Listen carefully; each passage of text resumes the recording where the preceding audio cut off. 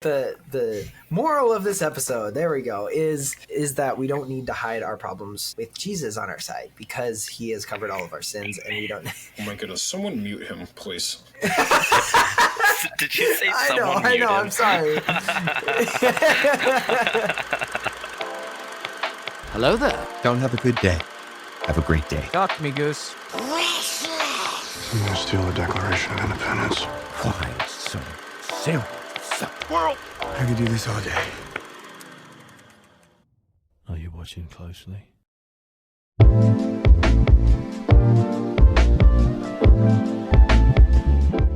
Welcome everybody to the One-Eyed Film Podcast. I'm your host Seth Mossberg, and today we are changing the past.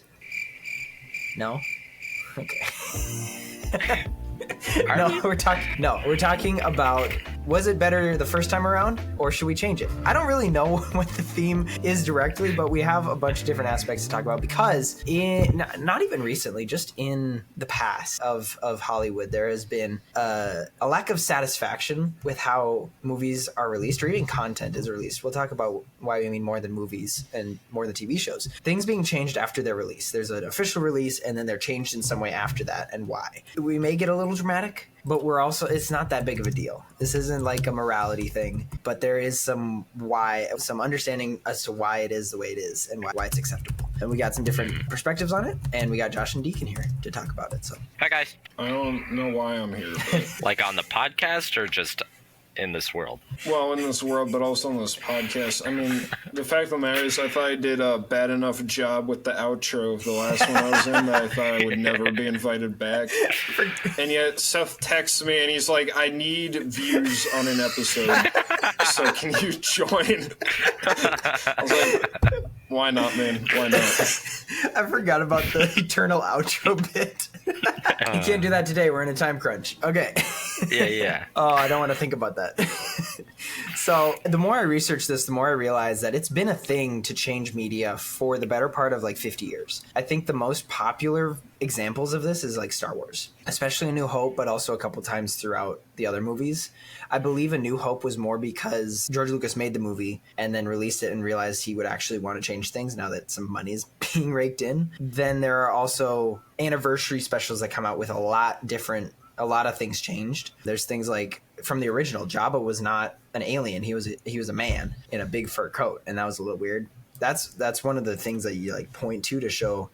You didn't know that, Josh? No, I'm not a super Star Wars fan, I don't know tons about it. But no, when it first released, Jabba was a man or a humanoid in a big fur coat, and they added in a very bad CG Jabba soon after the movie was released. And then you can see even now, even with the best remastering with Disney at the helm, you can still see the weird shifting of Han walking over his tail, because initially there wasn't a tail there. So they cut him out and make him like stutter up over Jabba's tail. And then I believe with the 20th anniversary, 25th anniversary, they made a new and improved Jabba CGI creature. And there are things like that, including the Han shot first. That's the whole debate of who shot first, is changing that over the years and deciding one would shoot first, one would have the reaction time. It was, people going frame by frame to decide that. And it was stupid little fan theories, but that's the type of stuff that Star Wars was kind of known for. After you get through the amazing story and the amazing visuals, it then is like, well, why wasn't this the same? Why is Hayden Christensen in a movie that came out like 2 years after he was born? And why is the Emperor in here when originally he looked like a dead raisin, and things like that. But then as I started to research these, there's a lot more changes made to very popular franchises. Blade Runner apparently had a lot. I haven't watched Blade Runner. It's literally like a saved tab on my computer right now because I want to watch it. Blade Runner has apparently been changed a lot. Lord of the Rings has a few changes. It's more common than you would think. E.T., back when E.T. released, their cops chasing the kids had guns, and then they realized that's a little harsh. So then they put CGI walkies in their hands instead. And so things like that. So we think it's a new phenomenon, but it's not. So that's why I don't want to say it's wrong, because it's been here almost as long as movies have been around. Yeah, and there's also been instances where like a movie has changed while it's still in theaters, like as it's being released. Like I only think of one example for this, but No Way Home, where there's the portal scene that was changed and a few other CGI stuff that was changed just to help the ebb and flow of the movie. And it's not something that's frowned upon because everyone appreciated the change there, but it's when you are changing major aspects to the story, like possibly remakes too, which is something I think we'll talk about here. Lion King, for example. Is that something that you do a whole remake going into live action versus just changing a few parts of the story or something like that? As I was thinking about this episode and kind of my perspective on it, the way I see it is the release date to me doesn't necessarily mean a whole lot, and I'll get to where I think it becomes a problem. But it's not as if when these movies were being created, the script was approved, the first script got approved, and the directors took the first take of every scene, and the animators didn't go through a few trials of a few different options that they had for their thing. So to me, when an artist is painting on a canvas or a writer is writing a chapter, they'll go through revisions to make their message clearer and convey what the artist intended the audience to experience better. And so to me, just because a piece of art got released does not mean that the artist has to be done making their art be everything that it can be. Now, I will challenge that often it's not done very well and actually hinders the art, but we'll get onto that later. But I don't think that there's anything that says this is the cutoff, the art has to stop arting here. Yeah. I hear what you're saying, but I think movies are one of the only things that can be changed after their release. Are there books that have been edited after they've been released? Is there music that has been edited after its release? Paintings, you brought up paintings. Have there been paintings that have been changed after they've been put up for display? I don't know. I almost guarantee you there have. Well, the Webster Dictionary is on, what, the 50th version? Now, say what you want about Taylor Swift, and this is not a one-to-one parallel, but I mean, she does have her whole Taylor's version thing, which is a slightly tweaked. Now, that's a whole different thing about like the copyright and the label whatever the politics of that whole thing were. But the fact of the matter is, she didn't exactly do them. She's tweaked the lyrics here and there throughout the whole thing to change. I was talking to someone the other day. I have barely listened to any Taylor Swift, so this is all secondhand. But what I've heard is that she changed a lot of lyrics that she thought were immature. Specifically, I remember hearing there was this breakup song where in the original she was very degrading to the woman that her boyfriend cheated on, and she revised those lyrics when she released Taylor's version of that song because she, looking back at it through more mature eyes, she realized that the girl didn't have as much blame as maybe younger Taylor thought she did, and she's a feminist now, so she decided we can't be calling girls words like this. So she tweaked that. As far as books, I can't say for certain, but have you ever heard of a second edition of a book or a reprint? I guarantee you there's dozens of books that have gone through edits through the reprints, second editions. Even board games have errata. Only book that I know of is like the Bible that has like New English Standard Version, English Standard Version. That's all I'm thinking about. That's not the same. That's not the same at all. The Message, I think, is a remix of the Bible. But that's a whole nother topic. But no, I can't think of any books that have had changes. I think you do bring up a good point with the different editions. Usually, I think of those as more informational books and needing to be updated over time because of outdated or new information. I was thinking more of storybooks because they're very different ways of consuming, and they're different types of media. One is informational and learning. One is a story. There is like remixes or like changes of the story, like from fairy tales. I think of Cinderella or Sleeping Beauty, where the original books or the original stories are actually a lot more messed up than what the actual one is, and then once it was put into a storybook or something like that, it was changed a lot. But I don't even know if that's what we're talking about. Well, we are, because we were going to talk about unnecessary sequels or remakes. Because take Peter Pan, for example. There is probably a really morbid original story that was made back in the 1800s about Peter Pan who could fly. He was a child who would never grow up. And then there's maybe a story written about that, like finalized in a book. And then Disney bought the rights to that and made the cute little children's movie about it. And then that's kind of what everyone thinks of as the original animated Disney movie. And that's the good version. So then when Disney takes its own media and makes it live action, whether it's Peter Pan and Wendy or Hook or any of the other versions of it, it's garbage. Why do we frown upon those instead of frowning upon the original, which was a plagiarism or a version that changed the original? You know what I mean? Because they actually did something with the property. There's two pitfalls in my mind with remakes, and they're both on opposite sides of the spectrum. Aristotle talks about, Aristotle and Plato talk about the golden mean between two extremes, where they say often you have basically a sin on both sides, and virtue is in between the two. On the one side, you have a remake that adheres too closely to the original, and it's like a shot-for-shot remake. And then on the other side, you have ones that take too many creative liberties and lose the heart of the original. Mulan, for example. Yeah, yep, just like Mulan. And here's where my perspective ultimately comes down to, is art is a rendering of an artist's imagination, and it's what the artist wants you to feel, right? A comedy, they want the audience to laugh and feel lighthearted. An emotional drama, the director wants you to feel something. And so, as I said before, I think as long as the revisions and remakes to the art are trying to encapsulate the artist's vision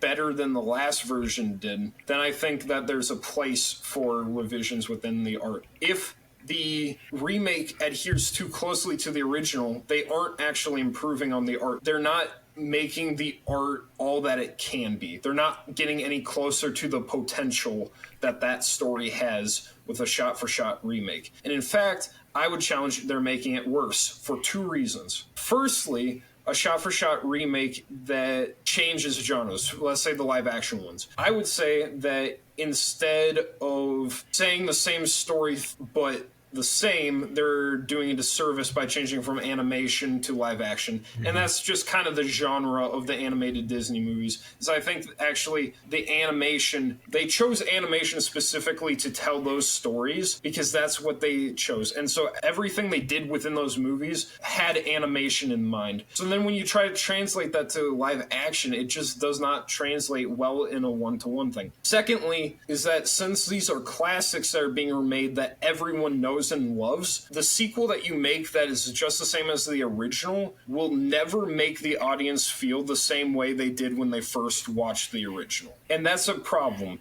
Will Smith, I think, did a pretty good job as the genie in the remake. I enjoyed his performance. But the problem is, I heard a lot of people didn't like his performance. The problem is they kept comparing him to Robin Williams, in my opinion. And that sucks for Will Smith, because Will Smith is Will Smith. He'll never be Robin Williams. And that's just the reality. But it's when you come into a remake with the expectation that it's going to be like the original, and then it's not. And it's not giving you the same feeling, it's not giving you the same experience the original did, you will inevitably end up disappointed in the retelling. Toby Fox, the creator of Undertale, actually has a quote that I pulled up here in regards to Deltarune, his sequel. And then there was like some questions about what it was going to be like and how it related to Undertale. And he had to say this: if you played Undertale, I don't think I can make anything that makes you feel that way again. However, it is possible that I can make something else. And I think that's kind of the general feeling where it's like the director made something that made you feel a certain way. And there's no way you can make them feel that way again. But the director might be able to make you feel something else. But we're not exploring that something else. We're just trying to make audiences feel the way they did when they were a kid, get that nostalgia bait going.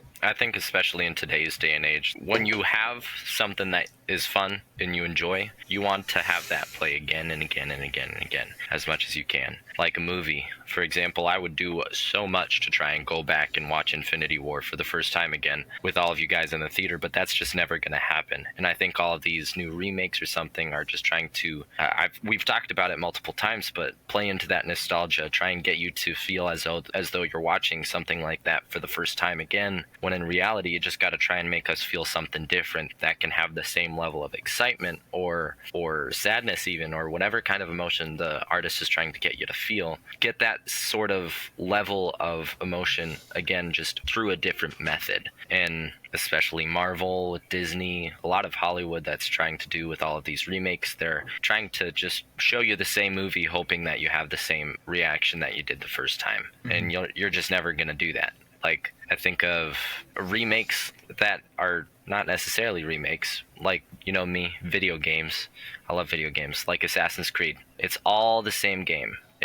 And truthfully, I don't think I'll ever feel the same way for any of the new games like I did for Assassin's Creed Black Flag, which was the first one that I ever played. I don't think I will, just because they're all just way too similar and the same. Now, some may be slightly better than others, but I think repetition, especially when it comes to movies and unoriginality, is killing Hollywood, because nothing is enjoyable anymore, because we're just feeding ourselves the same stuff. I think what you're saying is along the same lines of what I thought of when I was watching Dial of Destiny and a number of other legacy sequels that have come out. Because of how bad it is, it's just reminding me of how good the originals were. And I would just rather be watching the Raiders of the Lost Ark instead of Dial of Destiny. It's trying to recreate the same adventure of Indiana Jones and the same excitement, but it's just not. It's trying to copy it in a poor way and leaving you not feeling filled. And some people don't really realize that what they need is not the exact same thing or that feeling. Like Josh, you said you would love to have the Infinity War feeling or even the Endgame feeling all over again, but it's going to come in a different way. It's probably not going to come through Marvel unless they do it better, which is up for debate right now. But I don't even know if it's possible. There's hope. There's a little bit of hope. Zach and I would say there's a little bit of hope. A little bit. It's not a lot. But especially when you start talking about literal sequels, does it improve the story or does it add to the story? Sorry, I'll split that up. Sequels, direct sequels, should be an addition to the story. If you're going to remake it for whatever reason, it needs to improve the story. And a lot of people would say that a lot of things being remade are improving the story because they're throwing in a little bit of diversity, equity, and inclusion, and they're taking out plot points that are outdated, or so they say they're outdated. Things like that I would say aren't necessarily improving the story. They're just filtering more. They're filtering the original and making it acceptable and then remaking it so they can make more money off of it. And I think the streaming services have really, really not helped for two reasons. One, Disney started putting a content warning on the original Peter Pan because of how they portrayed the Native Americans back in that movie. That's not necessarily the conversation I want to go down, but that content warning can now be placed before anyone sees it and starts to formulate how you're going to watch this movie. The other way that streaming services have kind of ruined this is two examples that I have is The Mandalorian and Falcon and Winter Soldier. Not the stories or the shows specifically, but in The Mandalorian, I believe in season 2, there was a scene where Mando and his friends are fighting against droids, I believe, or stormtroopers, and a lot of people saw around a corner was a dude in blue jeans and a t-shirt, and they started calling him Blue Jeans Guy, I believe, and it took the internet by storm for a while because it was a crew member who didn't get completely out of the shot, and everyone saw it. You would go to Disney Plus and you would find it. Only about a day or two later, you could not find it on Disney Plus because they had gone in and digitally removed that pant leg just from that shot because it's on a streaming service. Even if it wasn't a movie, that would have been not that hard either because we've seen No Way Home changed. There was somebody who noticed that Andrew Garfield's Spider-Man, his portal was changed midway through being released in theaters. Thor Love and Thunder, apparently the floating head CGI was changed but not fixed. Like, it still looks pretty bad. Things like that. So not necessarily that it's streaming or that it's a movie that changes that. But also in Falcon and Winter Soldier, there was an action scene that was changed again, I guess they're both action scenes, but they're different reasons. Mandalorian was a crew member that wasn't out of sight. Falcon and Winter Soldier, I believe, they were fighting in a bunch of cargo area or with cargo boxes everywhere. And somebody, I don't remember, it was probably one of the heroes, threw like a metal pipe and it hit somebody in the shoulder and pinned them to one of the boxes. And apparently they changed that so that it just bounced off of her and she just got sent back. The stunt woman got sent back instead of being pinned. So that's more of a content control of making sure it's acceptable. It's things like that give, now that streaming is out, gives the option to change it, specifically with streaming stuff on the fly. Like, it just takes somebody to open up the project file, change it, and then throw it back up. It's like a YouTube upload. It's super easy. And it's a little bit of laziness, I would say, to not decide those things. One of them is that mistakes are made. There's a whole website, I believe, called Movie Mistakes, where you find continuity mistakes and people holding different objects and things like that is kind of fun to watch. Like, you understand that it's not a flawless movie or flawless show, but sometimes it's just a lack of proof watching. In that sense, I believe that Blue Jeans guy could have been caught and brought to justice. But or deciding that the Falcon and Winter Soldier scene, that, and I believe there was also a scene with a lot of blood that they decided to change to be less bloody, that they should have decided beforehand instead of going back and change again. So that's more along the lines of what I brought up with Star Wars, of changing things because I think it should improve. That's less of a sequels discussion and more of will this change improve the story? Talking about all those, like Star Wars specifically. Did all the changes George Lucas made improve the story, or just that he felt he wanted to? Yeah, I think making changes too, it's very easy to see what the motive of making these changes is. Is it to make yourself look better? Is it to push an agenda? Is it to actually create some art? Or is it to make more money? There's probably tons of other motives that studios and producers nowadays can have to put out more content, new content, or edit content that's already out. But you just gotta focus on the art. That's what filmmaking is. Seth, you have a degree in animation. You know that it is an art. And there's a lot of times where you no longer treat it as an art, you treat it as business, or you treat it as just another paycheck. Yeah, I'll also say you can see it as a creative, you can see it as your baby, as something that you need to make perfect. Even, yes, deadlines are a thing, and that's been something that has pushed me to get it done to completion before the project is done. I'm thinking specifically of college, where I hated deadlines, but then I would get to like 12 hours before it was due, and I was like, it needs to be perfect. But there wasn't an option in school to change it after it was submitted. Things like that, where you just need to have a understanding that it is what it is. You've done all you can. You've done the best you can. Now move on. I'm thinking more of assignments, but at the same time, making sure it's done. Josh, I wanted to talk about video games, and I think Deacon even brought it up a while ago when we were thinking about talking about this episode, where there have been games, specifically I think of Cyberpunk, that were released to be terrible. They were terrible. No one liked it. They were like, you spent this long making it, it costs this much money, and it's an unfinished game. Yeah. And they put it off so many times. Yeah, and then they're like, "Oh, there's a patch coming. There's bug fixes that will fix it later." But it's like, no, give us a full game. And they used to be able to do that when you would only be able to ship DVDs. Like, yes, you could. There was a time where there was DVDs and content updates, but for the early years of video game history, you just had to buy the finished game. Yeah, it's notorious for quite a few studios. When a game comes out, you don't really want to buy it for a solid month until it's actually playable. I think of Battlefield, for example. That's a game that has tons and tons of bugs and stuff when it first comes out, and then maybe a month later it's a little bit more playable. Or I think of studios that have also just committed to a game either being unfinished or super buggy. I think of Skyrim for a huge example. There's so many bugs in some of those games that just don't get fixed. And I think the question between also just movies as well is a mistake worth going in to fix? Now for video games, if it's a bug,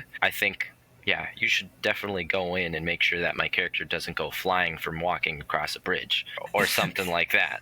Bridge physics. Red Dead Redemption 2 is what I was thinking of there. I very specific glitch that I'm thinking of. But Or stuff that, like in video games, you can have glitches that take away from the true purpose of the game. Like I think of Elden Ring. There's quite a few, cheese strategies where you can get past a boss that's supposed to be super difficult because of this glitch or this method, and you press this button at the right moment and you'll get past them. It's taking away from the true purpose of the game, and I think fixing something like that is urgent because the art isn't being appreciated for the way the art is supposed to be appreciated. And I think the same way for movies, like if there's some horrible movie mistake that's in the movie or in the TV show that's taking away from the art, from the ability to watch the film, yeah, change it. Although I don't think Blue Jeans guy fell under that category. I don't think it took away from it. Now, if there was a line that just didn't work at all and it didn't make sense to the plot or this or that, yeah, I think it's awesome for you to change it, but I don't think change should be so quick, because if you really thought it out and you took pride in your work, like you were saying, Seth, like it's your baby. If you take pride in your work and you put it out and you're proud of it, going to be so much more refined than if you were just trying to put it out so that you could check it off of the assignments page or just make sure you're reaching a deadline. It's okay to push back deadlines. Like Cyberpunk, I was okay with them pushing it back so many times. Now, did it come out as a full game? No, not at all. But was I okay with them pushing it back because I wanted a full game? Yes. Same with stuff like Arcane or Invincible or Spider-Man Into the Spider-Verse, or the Beyond the Spider-Verse is what it's going to be. Yeah. I'm okay with them pushing it back because I want the art to be fully developed. I want it to be there, and I want it to be good. I don't care about time. I just want it to be good, and I don't want it to have some of those mistakes to where I have to wait a month to actually enjoy the art for what it's truly worth if they don't put it out finished. Just wait for when movies are going to get day one patches. Day one patch.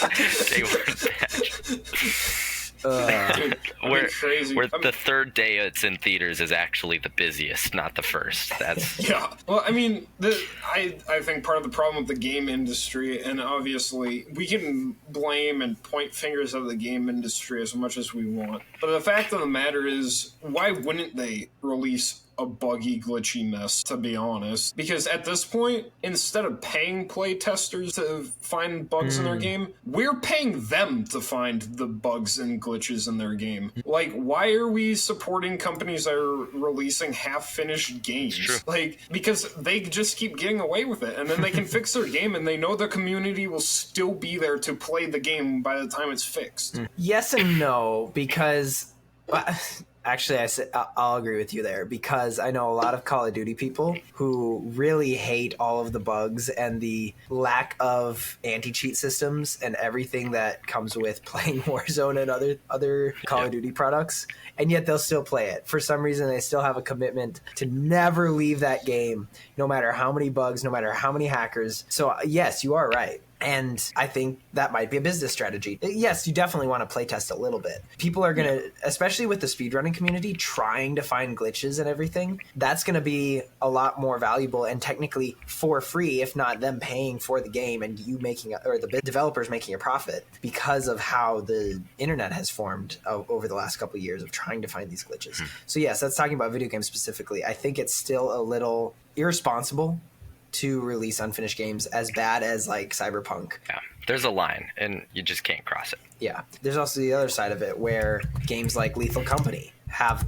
tons of glitches, but it's so much fun and people mod it into a way that makes it even more enjoyable that then it's just okay to really, not that the creator of Lethal Company was trying to make a complete high resolution quadruple A game, but still there was bugs and people just kind of accepted it. They didn't demand an update, but things like that. I mean, so from that perspective, then we're not criticizing the remake of art. That's making the art better, for lack of a better word. I call it greed, but it is making the art better. As I said earlier, there's two sides of the coin. There's the making media that's shot for shot, like basically identical to the original. But then let's talk about the converse side. What happens when remakes completely change and botch the original. Now, from my perspective, the main problem with this is an artist at some point poured their blood, sweat, and tears into this art. Now, you can say what you want. It can be dated. It could have ideas that we don't agree with anymore.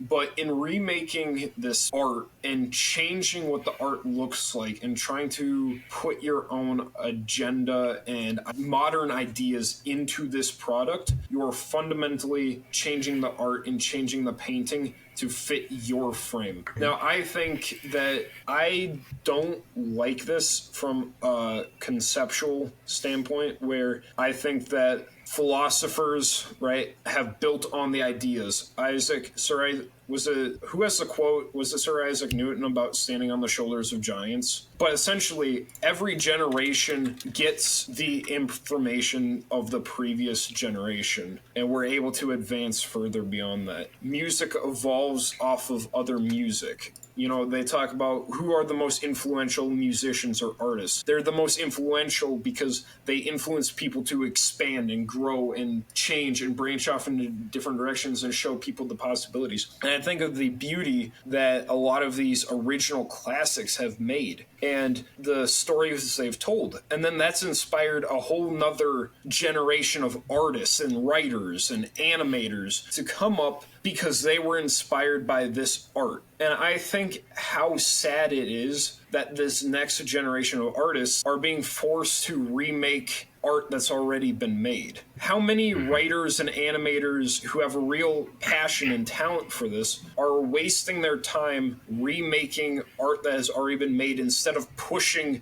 the genre forward, instead of pushing art forward and making the next generational piece that's going to inspire the next generation of animators, right? Are the kids of today going to be inspired by the live action Lion King, or are they going to be inspired by the original Lion King? You know? Yeah. Which one? Are we going to have two generations inspired by the same stuff because this generation is doing nothing to push cinema forward? The fact of the matter is, at one point in our history, people thought that TV was going to be a fad that would die off. And I think that was a stupid take, but whatever. Some people thought it. And TV's obviously going nowhere. And so the question is it TV going to remain stagnant forever? I don't think it will. But right now, not very many people in AAA big budget Hollywood are moving the genre of TV forward. I think that conversely, on the video game side of things, indie developers are pushing the game industry forward. They're showing that with a small budget, people don't need $60 mega experiences to have a good time. They'll go buy a $20 game that they'll play for a few hours with their friends and just have a blast. They don't need or 1,000. They don't need this AAA experience to have a good time. And I think that a lot of the innovation in the gaming scene is coming from these indie developers. And I think that at some point, either Disney and other big movie companies are going to have to start innovating themselves, or younger filmmakers are going to start innovating, because someone's got to innovate to move it forward, because otherwise I don't think the consumer is going to stand for it. I think there's definitely exceptions to the artists of movies nowadays pushing the genre forward. I think of the new Puss in Boots. That was great. That was really pushing art forward, and it was even a sequel, which usually sequels don't have the biggest or the best rep. But then you also have the Spider-Verse series. You know, I'm a suckler for those. Or I guess those are the only two. Oh, yeah. Arcane, Invincible, those two as well. And there's quite a, like,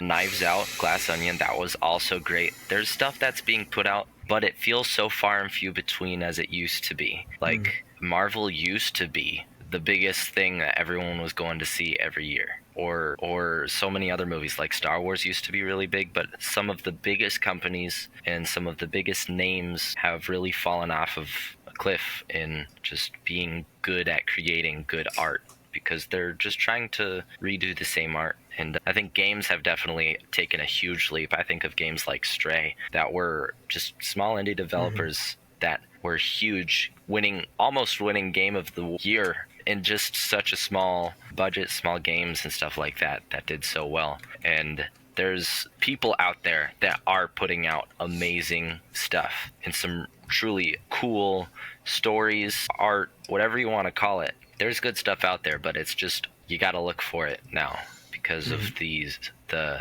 copy and paste dilemma right now. I do want to say something about the arcane style, or the painterly style that has been popular recently. Yeah. That is becoming a problem in and of itself. Arcane, I believe, pushed it first, and Into the Spider-Verse, I believe they were came out at the same time. They were both in production at the same time for sure. But then you saw things like Wish and Teenage Mutant Ninja Turtles and other things start using that style, and that's now become normal, even though it's still cool. I said many episodes ago, I said I don't want that to become the normal. I want that to still be rare and be cool without being commonplace. So we don't want that to happen. Once everyone's super, no one will be. There you go. There you go. To piggyback off of that super, super quick, like, there's even a place for the old animation styles. Like, I could see a movie being made nowadays with the old Lion King animation style, and it would do great. Invincible, I think, is an example of that. Now, it's not the craziest animation, but it is just awesome to see what they can do with that sort of 2D animation. There's no limit to, like, what has to be done nowadays. You can use old technologies to make something awesome. That's one of the advantages, right, of animation, is that versus CGI, like, you look back at the prequels and, you know, sometimes you're like, man, that CGI was rough, that didn't age well. The advantage of animation is it ages just fine because it's not trying to look realistic and use this as just drawings. Like, it has its own unique art style, so it's timeless. It looks just as good as when it came out. You had also brought up indie developers and usually people on their own deciding they want to make a video game. The amount of technology that is available now, mostly for free, as I'm in this space and understanding all the technology, is really amazing. And I think it is going to lead to more one-off hits like Lethal Company is my go-to example for that. It's just it was a kid who just wanted to make a fun game. It was multiple. He had tried multiple other times to make a game, and then this one just took off. Like, it was a cheap game. It was fun. It was buggy, yes, but people had a lot of fun. And man, the small creators are going to be thriving in these next couple of years. I think I said that. I predicted that in a couple episodes ago, where the small standouts are going to really stand out in the future. I think the last thing I want to say is talking about going back and fixing problems, whether it's bug fixes, whether it's changing content after it's released, whether it's streaming or movies, like anything in between. Is it an attempt to cover up problems where the problems are so obvious that it's embarrassing that they're seen? Or is it just trying to hide what you realize is a bad decision, whatever it may be? Maybe it's a little bit of embarrassment. I doubt that movie directors get embarrassed in that sort of sense. But again, why is it being changed? Is it improving, or is it just because you felt like it? Just throwing that out there. I don't know what the conversation. I don't know where that goes, because part of it is like, yes, we always want to cover up our problems. That's how we are as humans. That's what whiteout's for. But the moral of this episode, there we go, is that we don't need to hide our problems with Jesus on our side, because he has covered all of our sins, and we don't. Oh my goodness! Someone mute him, please. Did you say someone I mute know. him? I'm sorry. I mean, he's in charge of this call, so I guess no one can mute him for himself. But oh my goodness, that's my takeaway from this. Maybe there's more conversation to be had. I want to know why they took out Blue Jean guy. That's what I want to know. I want to know why they took him out. Because, like, why? I don't know, because that's what I'm saying. That's where I got the embarrassment thought. Is like, were they embarrassed that they made a mistake like that? I feel like it would have been better to keep it in. Here's the thing: the internet exists, so everyone knows that you made the mistake. That's what I'm saying. Because think about how many people went and watched that episode to find that. Exactly. It's driving views up, getting you money. It gave The Mandalorian a bunch of free publicity. Why would you take it out? Yeah. No, you're right. It's not even that bad. And it's like a really action-packed scene. Not a lot of people noticed it until they started drawing attention to it on the internet. So yeah, I think that things like that actually are more publicity to try and get people to go be like, oh, they changed that over there? Oh, I might go see that. Things like that. Yeah. So yeah, publicity, free publicity. Even for Cyberpunk, did they release an unfinished game so they got a lot of attention? Sonic the Hedgehog, did they release a very terrible version just for the trailer? Oh, this is my conspiracy. I believe in this conspiracy. They made a really terrible looking Sonic so that everyone had eyes on Sonic. They said, all right, we'll redesign, but they really had the perfect version the whole time. And then all eyes are on them, and then they got a big thumbs up from everybody. That's my conspiracy for how that movie was released. I fully believe that too. There's a lot more to be said, but hopefully we can discuss it on our Discord because that's a great place. Make sure you go follow us over there, follow us on all our socials, share this with your friends, rate us 5 stars, whatever you need to do to make us look good. Until next episode, know that you're loved. God bless. Peace out, brethren. I'm assuming Deacon doesn't want to say goodbye to an inanimate object. No, I refuse. After the last fiasco, I wouldn't want to remake that classic extended outro. It wouldn't live up to the original. I know. Yeah, I don't think you can. Wow.